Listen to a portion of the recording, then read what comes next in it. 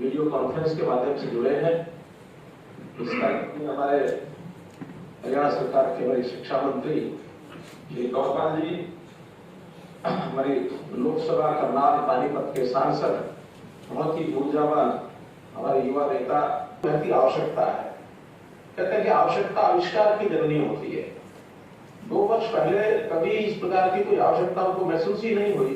इस प्रकार के हमको from top to bottom integrated इस प्रकार का वन सॉल्यूशन कार्यक्रम भी ऐसे हेल्थ के सिस्टम में हमें आवश्यकता पड़ सकती है। अगर 2 वर्ष पहले हमारा विचार होता था तो प्रायोरिटी का जो हमारा सेक्टर था उसको माना जाता था कि education is the most priority का जो सेक्टर है। लेकिन आज ये लगता है कि कहीं health care has become the most हमारा प्रायर सेक्टर। चाहे हम इससे पहले भी इसको कोई बहुत कम महत्व का क्षेत्र नहीं मानते थे, लेकिन जैसे देश और दुनिया, केवल हरियाणा ही नहीं, पूरा देश, पूरी दुनिया जिस प्रकार से किसी एक ऐसी बीमारी में से, महामारी में से गुजर रहा है, तो लगता है कहीं ना कहीं मानवता पर भी संकट है। तो मानवता के प्रति संकट जब दिखता है तो सबसे पहला काम होता है इस मानवता को बचाना। अगर हम सब सुरक्षित रहेंगे तो बाकी सारी चीजें भी हमारे काम आएंगी। तो इसलिए जो एक हमारा जो जनरेशन इस समय चल रहा है, इस जनरेशन को इस प्रकार की महामारी कभी देखी नहीं थी, सुनी थी हमने कभी। प्लेग की एक महामारी आज से 100 साल पहले इस देश में फैली थी, लेकिन केवल कहानियां देखी सुनी थी। आज प्रत्यक्ष देख रहे हैं कि ऐसे बड़े संकट को जब हमने झेला है तो जो हमारी वर्तमान में जितना इंफ्रास्ट्रक्चर हेल्थ का था वो देखा कि बहुत कम पड़ गया। पहली वेव ये आई थी पिछले वर्ष और वो ठीक मार्च में ही वो शुरू हुई थी, और इन मंथ ऑफ अक्टूबर नवंबर उसका जो पीक आया था, अगर मैं हरियाणा की बात करूं तो पीक भी शायद प्रतिदिन का मैक्सिमम 3100 कोविड पॉजिटिव और नंबर्स कोविड पॉजिटिव जो मरीज हैं वो हमको देखने को मिले थे। और कुल मिलाकर जो एक्टिव पेशेंट्स भी कितना रहे होंगे, 22,000 पीक पर 22,000। तो हमारे राज्य में बड़ा देखना है, ठीक कर रहा है इस बात को। और अब जो हमने देखा विद इन 2 मंथ्स, ठीक मार्च में ही फिर शुरू हुआ था, और in the month of May हम 10-11 मई को जब बैठे थे तो ये हमारा पीक पहुंच गया था 1,16,000 एक्टिव पेशेंट्स, और डेली के जो हमारे पेशेंट्स हैं वो भी शायद 15,000 16,000 क्रॉस कर गए थे। तो जिसको कहना चाहिए 5 टाइम्स ये बड़ा एक इम्पैक्ट। परियोजना की जो शुरुआत की है उसके 6 इम्पोर्टेंट घटक हैं। पहला तो कि 200 MBBS स्टूडेंट्स हमारे, वो फ़ोन करके हर एक पेशेंट से वार्तालाप करेंगे, उनका हालचाल पूछेंगे, और अगर कोई बीमार उनको नज़र आता है तो उसको तुरंत एडमिट कराएंगे हम।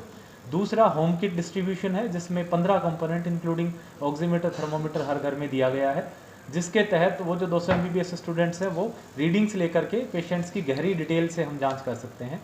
तीसरा, हर एक पेशेंट का घर से ब्लड सैंपल लेके लैब टेस्ट कराना फ्री ऑफ कॉस्ट, जिसकी एक्चुअल मार्केट कॉस्ट 450-500 रुपये है। 3 sugar test, CBC, CRP test कराना, वो भी इसका पार्ट है। चौथा, जो हमारा एम्बुलेंस सर्विसेज हैं कि जो CHC लेवल पे फील्ड हॉस्पिटल्स बनाए गए हैं उनसे और कल्पना चावला या टर्शरी हॉस्पिटल्स को कनेक्ट करना। तो 8 ALS एम्बुलेंस, पहले प्रशासन के पास हमारे पास सिर्फ 25 बेसिक एम्बुलेंसेज थी, BLS, ALS वाली नहीं थी, जिसमें वेंटिलेटर और बाकी सारी सुविधाएं आती हैं। तो वो 8 एम्बुलेंसेज लैब टेक्नीशियन और ड्राइवर्स के साथ 24 आवर ऑपरेशनल रहेंगी। और 5वां, फील्ड हॉस्पिटल एस्टेब्लिश करना, एक 100 बेड का तो करनाल में और 20 से 25 बेड्स के CHCs के लेवल पे, ताकि पेशेंट्स को सीधा यहाँ ना आना पड़े, सीधा CHC लेवल पे ही अपना इलाज करा पाएँ। और अभी आज की डेट में 52 पेशेंट्स ऑक्सीजन बेड्स पे वहाँ एडमिट हैं।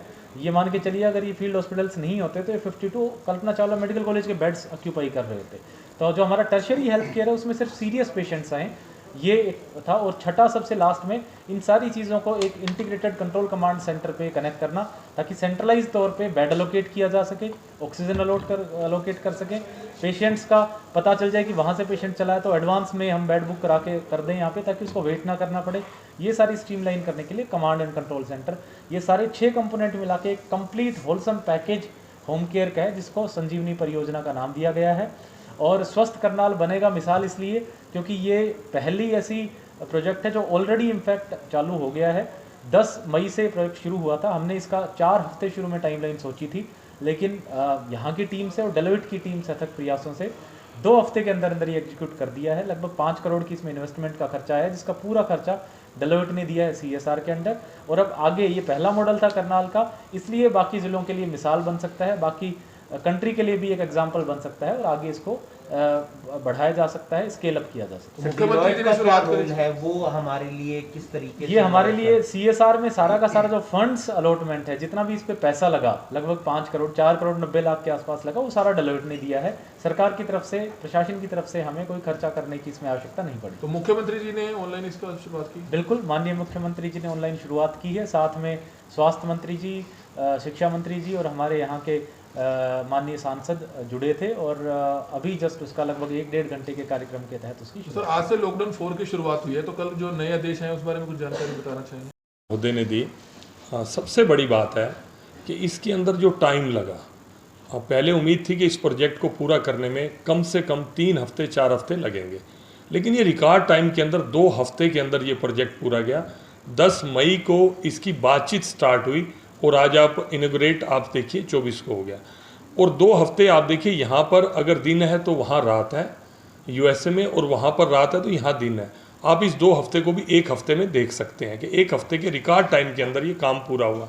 दूसरी बात कि स्वस्थ करनाल बनेगा मिसाल इसलिए बनेगा क्योंकि हमारे देश के प्रधानमंत्री नरेंद्र मोदी जी किसी भी अच्छी चीज़ को 1 ही मिनट में चुनते हैं, और मुझे लगता है कि आज ये जो पायलट प्रोजेक्ट था करनाल का, ये पूरे देश के अंदर लागू होगा। इसकी ब्यूटी अगर आप देखना चाहते हैं, खूबसूरती देखना चाहते हैं, अगर हम अपने आप को एज ए इंडिविजुअल सोचें कि मेरे परिवार में मान लीजिए मेरा फैमिली मेम्बर, कोई बच्चा, मेरा बुजुर्ग अगर कोई कोरोना पॉजिटिव होता है, तो मैं उसके लिए क्या क्या करूँगा, क्या क्या मैं उसके लिए सोचूंगा।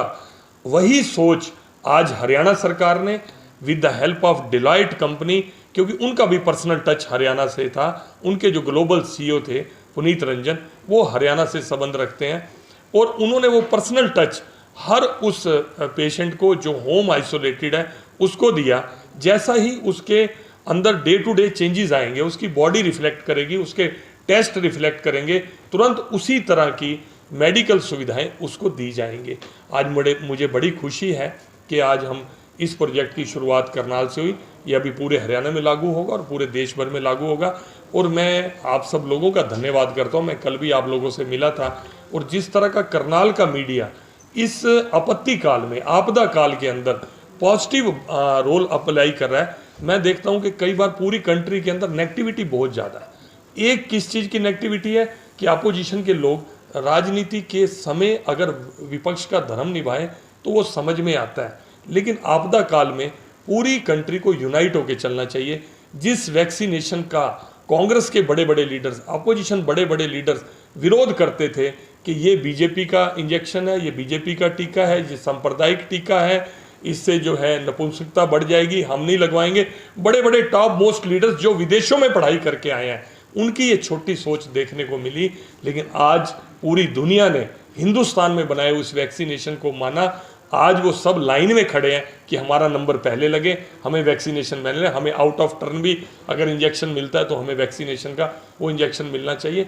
तो मैं कहता हूँ कि संकुचित सोच से, देखो बड़े पूरे देश की बात मैं नहीं कर सकता, मैं कोई राष्ट्रीय नेता नहीं हूँ, लेकिन अपनी करनाल की लोकल लीडरशिप, चाहे वो अपोजिशन की भी है, मुझे ध्यान में है DC साहब ने सभी अपोजिशन के लीडर्स को सेक्रेटरीट में बुलाया था कि ज्वाइन हैंड्स, अब हाथ में हाथ डाल के, चाहे वो बीजेपी का चाहे कांग्रेस के अन्य दल के लोग, सोशल सर्विस के लिए, सोशल काज के लिए हमें इकट्ठे होकर जाना चाहिए, लोगों की बेटरमेंट के लिए जाना चाहिए। आपका किया हुआ अच्छा काम किसी भी व्यक्ति का, चाहे वो मैं हूँ चाहे कोई विपक्ष का नेता है, वो खाली नहीं जाता। अच्छी और पॉजिटिव सोच के साथ हमें आगे बढ़ना चाहिए। आपके माध्यम से मैं अपने उन नेताओं को भी सर, लॉकडाउन 4 आज से शुरू हुआ है, हालांकि दुकानदारों को खोलने की परमिशन दी गई है OD1 को, लेकिन रेडी वाले और फड़ी वाले बेचारे 1 महीने से, उनके लिए कोई सहायता राशि सरकार की तरफ से दी जाए ताकि कम से कम उनका गुजारा नहीं।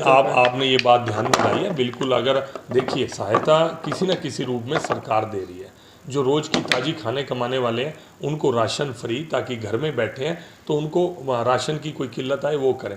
मेडिकल सुविधाएं, अगर कोई कोरोना पॉजिटिव हो जाता है ऐसे समय में सरकार अपना बेहतर वो कर रही है। लेकिन अब आप अगर ये सोचें या मैं ये सोचूं कि वो जो रोज़ के अर्न करते थे पैसे 500-700 हज़ार रुपया, उसको कंपनसेट किया जाना वो संभव नहीं होता, प्रैक्टिकल पॉसिबल नहीं होता, क्योंकि उसको आइडेंटिफाई करना भी अपने आप में बहुत बड़ा टास्क होता है। फिर भी जो आपका सुझाव है उसको विचार भी जरूर करेंगे। पर किसानों ने कहा है कि जो बीजेपी और जेजेपी से संबंध रखते हैं परिवार, वहाँ पर हम शादी नहीं करेंगे। नहीं, वो उनका विचार हो सकता है, वो इंडिविजुअल का विचार हो सकता है। अगर किसानों की बात करें तो मैं भी किसान हूँ। मेरे फादर 86 ईयर, अब 87 है, मैं 86 बोल रहा था फादर को, वो कहने लगी मैं तो 87 हो गया। 87 ईयर ओल्ड मेरे फादर, वो आज भी 2 टाइम खेत में जाते हैं और 2 व्हीलर पर जाते हैं। अगर आपने व्यक्तिगत रूप से उनको मिलना हो, देखना हो तो आप देख सकते हैं। अगर किसान तो हम भी हैं, किसान का चोला पहनकर कुछ अगर लोग अपनी राजनीति करना चाहते हैं करें, उनको हम रोक नहीं सकते, लोकतंत्र है। लेकिन मैं फिर कहूँगा वही पहले वाली बात जो मिड्डा जी को बोली कि इस आपातकाल के अंदर कम से कम कुछ दिन के लिए इसको रोक दीजिए। अभी हम सोचते हैं जब बॉर्डर पे लड़ाई होती है और पाकिस्तान हमारा विरोधी देश है, रमज़ान के महीने में वो भी सीज़ फायर कर देता है, तो भाई साप्ताह काल में सीज़ फायर कर दो, इसके बाद फिर भाषण दे लेना, इसके बाद बयान दे देना, इसके बाद बाइट दे देना, इसके बाद हमारे को गालियां निकाल देना। अभी सेवा का समय है, लोगों की सेवा करनी। सर, मुख्यमंत्री जी ने कहा कि थर्ड वेव में बच्चों को कहीं ना कहीं सुरक्षित रखना। बिल्कुल बिल्कुल, हमें कल्पना नहीं थी कि फर्स्ट वेव के बाद जब सेकेंड वेव आएगी। फर्स्ट वेव में आपने देखा कि डेथ रेट बहुत कम था। फर्स्ट फेज़ में आपने देखा कि वो बुजुर्गों को और बीमारों को टारगेट कोरोना ने किया, वायरस ने। लेकिन सेकंड वेव में देखा मैंने अपने परिवारों के अंदर, हमारे यंग बच्चे हमारे बिछड़ के चले गए। एक परिवार में 3 फोटो लगाकर श्रद्धांजलि, मैं तो जीवन में कल्पना भी नहीं कर सकता था।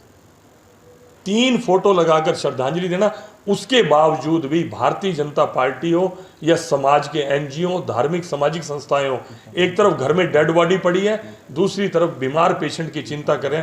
ऐसा एग्जाम्पल है जिसको सल्यूट करने का मन करता है कि ऐसा एग्जाम्पल करनाल, पानीपत और विशेषकर पूरे हिंदुस्तान के अंदर लोगों ने करके दिखाया। घर में डेड बॉडी पड़ी हो और दूसरे पेशेंट की चिंता, दूसरे की अनजान की चिंता करने के लिए जा रहे हो। तो मैं चाहता हूं कि ऐसे लोगों को कम से कम, खास तौर पे राजनीतिक क्षेत्र के लोगों को जरूर प्रेरणा लेनी चाहिए कि कुछ समय दलगत राजनीति से ऊपर उठ जाए।